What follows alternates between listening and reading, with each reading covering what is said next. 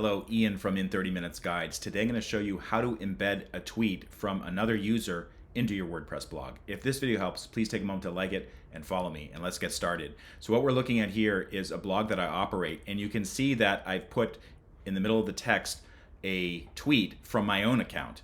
What I want to do is I want to take this particular post, actually let's take a look at it right now, and I want to embed somewhere in here a tweet from another account that's not operated by me. And here's how to do it. So first, you need to have a login to your WordPress blog. You need to be logged in. The other thing you need to do is just go to Twitter and find a tweet that you want to embed. So I've already found one. This is from Microsoft UK. That's not a site that I control, but I like this tweet because it explains that they've done some rebranding. So I want to put that in the blog post I just showed you.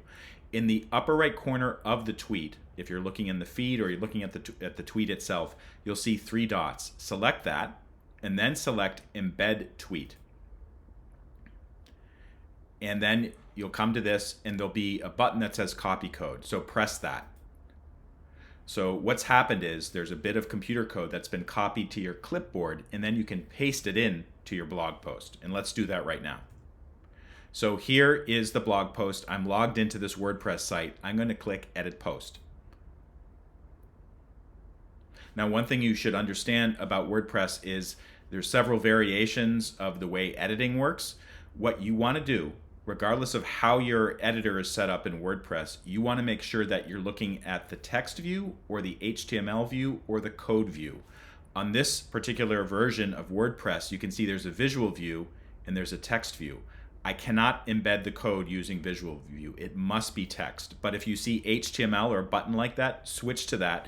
And you can tell that it's the correct area to paste in computer code is because you'll see other computer code. Like this is an image link that's in that particular blog post. So I'm going to put the new tweet that I just copied the code to, this one right here, and I'm going to put it right here. Okay, so I'm going to go to Edit in my browser and then select Paste. And this is the code that was just put in there. Okay, I'm going to go up, select Update. Takes a couple seconds. And let's take a look at the post. Okay, top of the post looks normal. And scrolling down, here's the tweet from the other user that I wanted to embed in my post.